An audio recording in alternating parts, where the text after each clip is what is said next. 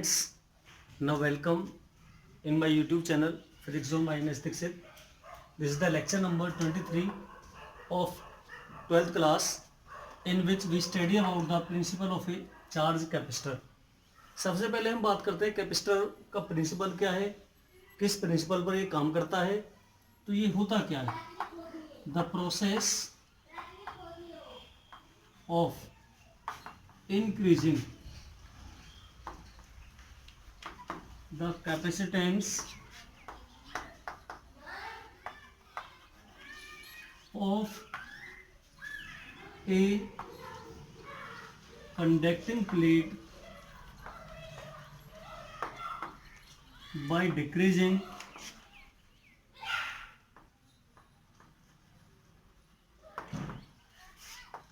its potential.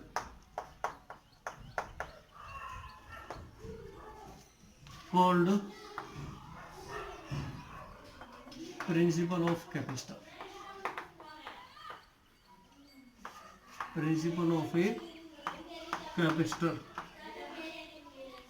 देखिए क्या होगा जब हम किसी चार्ज कंडक्टर की कैपेसिटी को इंप्रूव करें, किसके बिहाफ पर, उसका पोटेंशियल डिक्रीज करके, तो वो फेनोमेना हमारी क्या कहलाती है, प्रिंसिपल कहलाता है कैपेसिटर का.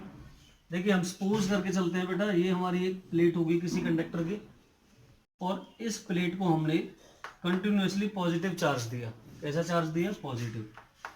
तो इसको हमने प्लस क्यू चार्ज दिया और वो चार्ज इस प्लेट पर यूनिफॉर्मली डिस्ट्रीब्यूट कर दिया क्यू चार्ज. अब क्या होगा, ये हमारा चार्ज कंडक्टर हो गया. कैसा हो गया, ये चार्ज्ड कंडक्टर. और इसका पोटेंशियल फिलहाल V है. V हमने इसका पोटेंशियल ऐड किया. ये हमने कोई दूसरा एक अनचार्ज कंडक्टर ले लिया और उसको इसके नजदीक रख दिया, प्लेस्ड नियर इट. ये हमारा कैसा, अनचार्ज कंडक्टर, अनचार्ज्ड कंडक्टर. और हमने इसको इस चार्ज कंडक्टर के नजदीक रख दिया, प्लेस्ड नियर इट. तो होगा क्या, हो इंडक्शन मेथड से इसके इनर सरफेस पर opposite and equal amount of charge induced हो जाएगा. इस पर माइनस क्यू चार्ज इंड्यूस्ड हो गया इनर सरफेस पर, और आउटर सरफेस पर उतना ही सेम अमाउंट का पॉजिटिव चार्ज इंड्यूस्ड होगा. Equal and opposite charge, inner surface पर नेगेटिव और आउटर सरफेस पर पॉजिटिव चार्ज इंड्यूस्ड होगा. अब होगा क्या, इसका पोटेंशियल चेंज होगा. इसका पोटेंशियल कैसे चेंज होगा, नेगेटिव चार्ज के बिहाफ के कारण, नेगेटिव चार्ज की वजह से इसका पोटेंशियल डिक्रीज करेगा और ये पॉजिटिव, ये क्या करेगा, इसके बिहाफ से ये इंक्रीज करेगा. कहने का मतलब ये नेगेटिव पोटेंशियल इसकी वैल्यू को घटाएगा और अगेन ये पॉजिटिव है, इसकी वैल्यू को बढ़ाएगा. कैसे, उसके लिए एक लॉजिक बताता हूं मैं आपको. ये हमारा कोई प्लेट है, इसको हमने कंटिन्यूसली पॉजिटिव चार्ज दिया, प्लस क्यू चार्ज.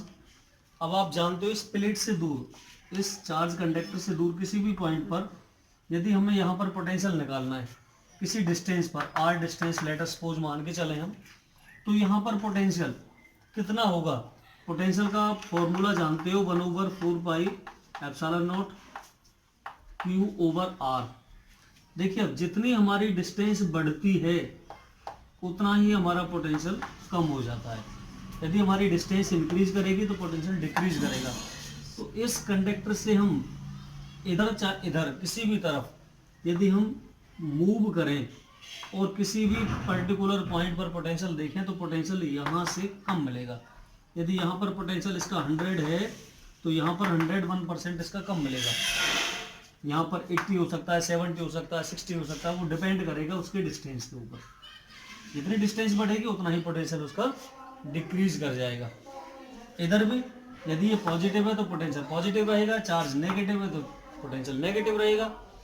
लेकिन यहाँ पर थ्रू आउट ये जो इलेक्ट्रिक फील्ड है, इलेक्ट्रिक फील्ड के रीजन में डिफरेंट पॉइंट पर पोटेंशियल डिफरेंट होगा.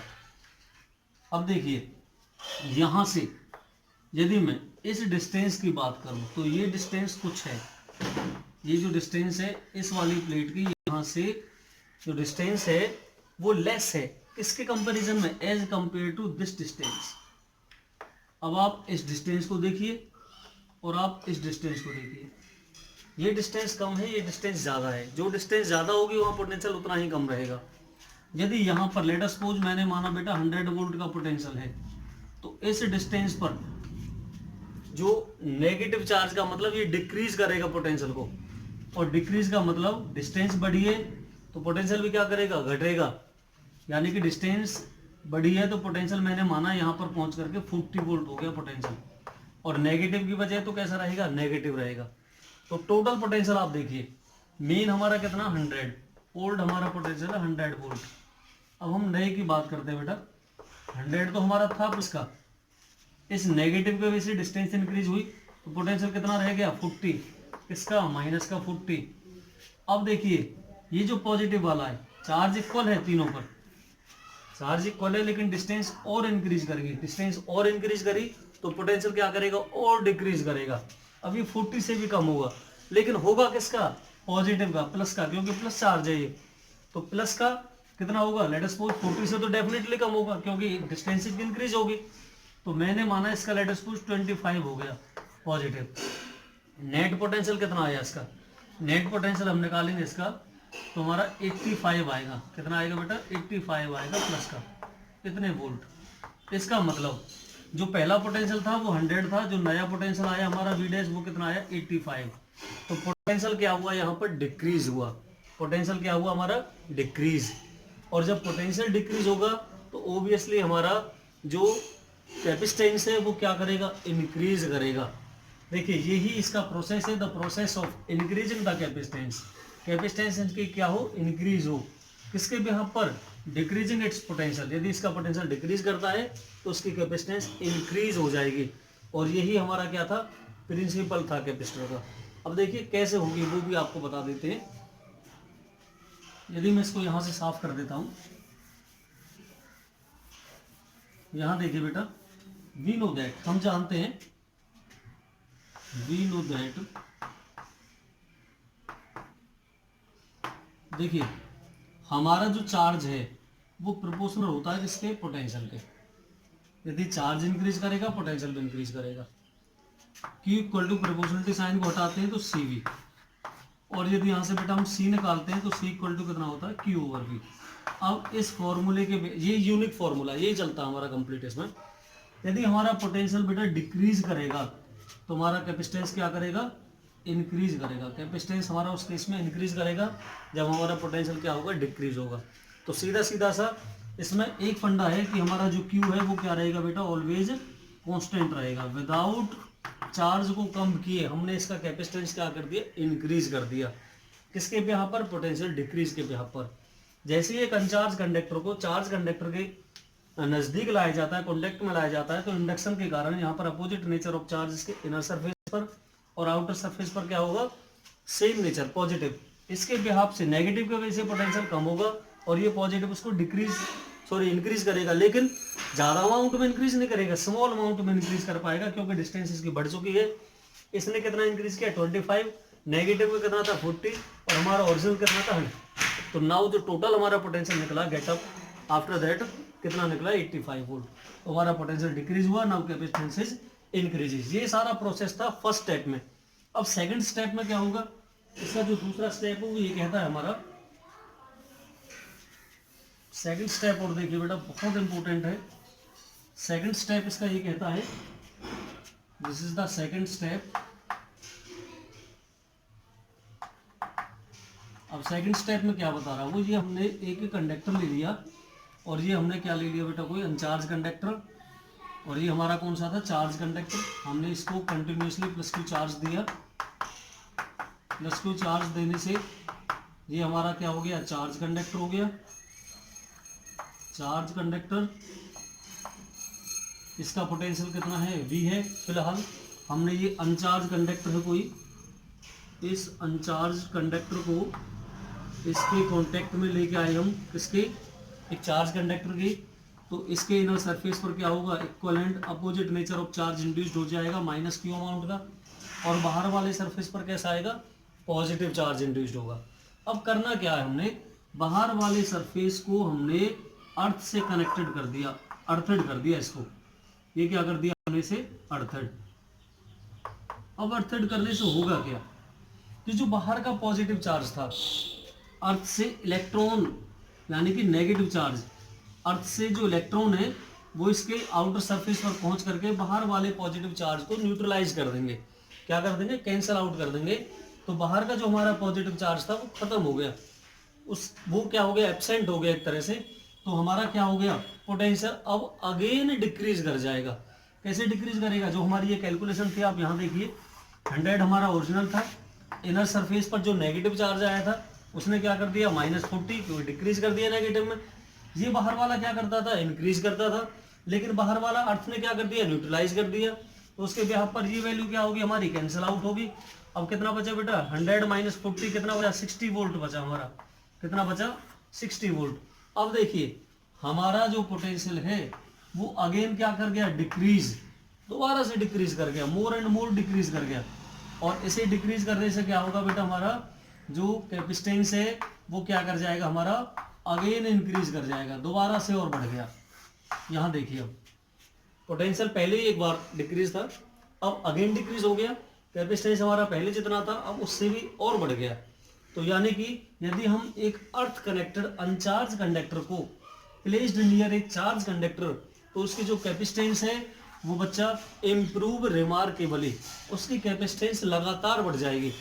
और यही क्या रहता है हमारा मेनली प्रिंसिपल रहता है कैपेसिटर का।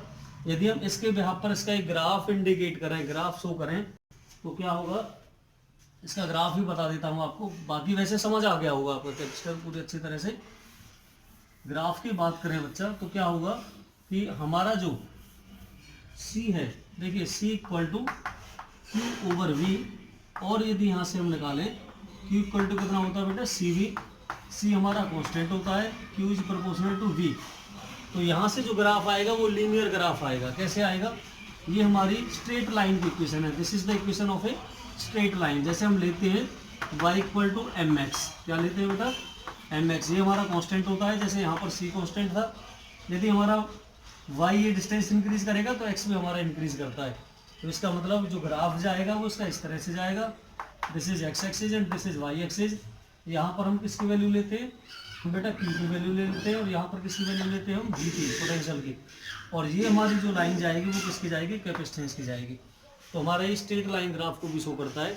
यदि आपसे वो ये कह दे एक दूसरे ग्राफ में, बेटा आपको इस तरह से कोई ग्राफ दे दे x और y, ये हमारा 0 हो गया, this is the potential axis and this is the axis of charge. वो एक आपको दे दे बेटा, यहाँ पर जो हमारा कैपेसिटेंस है वो C1 है इस लाइन का, और इस लाइन का हमारा जो कैपेसिटेंस है वो कितना, C2 है।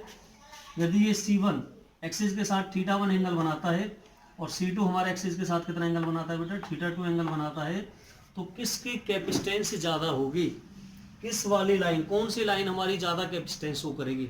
तो यहाँ पर देखना क्या है हमारा, देखिए बेटा आप देखिए स्लोप ऑफ टेंजेंट देखिए दोनों ग्राफों में, दोनों लाइनें कितना कितना स्लोप ऑफ टेंजेंट दिखाती हैं, और स्लोप ऑफ टेंजेंट क्या दिखाएंगे, इसकी कैपेसिटेंस को शो करेंगे। देखिए जो यहाँ पर C2 है उसका स्लोप ऑफ टेंजेंट ग्रेटर है किससे, C1 से, तो कैपेसिटेंस किसकी ज़्यादा रहेगी, C2 की ज़्यादा रहेगी, किससे, C1 से ज़्यादा रहेगी। वैसे भी यदि हम इसका निकालें, कैसे निकलेगा, टेंजेंट निकाल दो, tangent of θ2 upon tangent of θ1, ऐसे निकल जाएगा, C2/C1 = tangent of θ2 upon tangent of θ1। इसकी हेल्प से हम इसका कैपेसिटेंस का रेशियो निकाल सकते हैं। तो ये आपने कंप्लीट कैपेसिटेंस पढ़ा है, इसका प्रिंसिपल क्या है, कैसे वर्क करता है। इसके बिहाफ पर आगे हम चलते हैं, पैरेलल प्लेट कैपेसिटर आता है, बहुत मोस्ट इंपोर्टेंट क्वेश्चन है, और लगभग ईच एग्जाम में पूछा जाता है 5 और 3 मार्क्स का। उस टॉपिक को कराएंगे नेक्स्ट वीडियो में हम। वीडियो को लाइक, शेयर और सब्सक्राइब करना ना भूलें।